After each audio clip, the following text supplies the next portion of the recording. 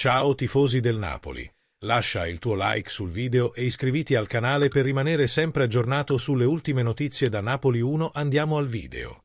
Giacomo Raspadori sta attraversando una stagione molto particolare. È un attaccante della nazionale, ma al Napoli è confinato in panchina. L'edizione online del quotidiano La Repubblica si concentra sull'ex giocatore del Sassuolo. Giacomo Raspadori resta nei pensieri dell'Atalanta, ma non solo. L'attaccante trova poco spazio nel Napoli di Antonio Conte e se le cose non cambiano potrebbe cambiare maglia nella sessione invernale.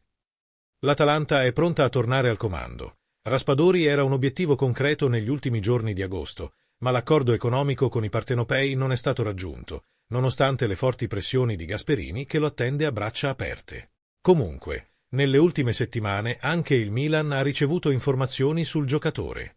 I rossoneri cercano una seconda punta, capace di affiancare Alvaro Morata, scrive il quotidiano. Il voto resta alto. Il Napoli vorrebbe trattenere, almeno fino a giugno, Raspadori. Conte vorrebbe infatti blindare l'intero gruppo squadra fino alla fine della stagione.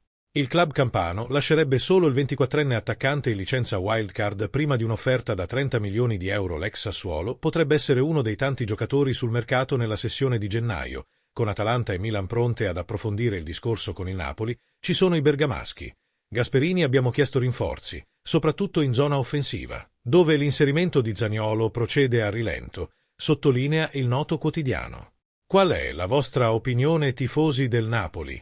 Sarebbe una buona vendita salvare un graffito o no? Lasciate il vostro commento sul video e iscrivetevi sempre al canale Forza Napoli.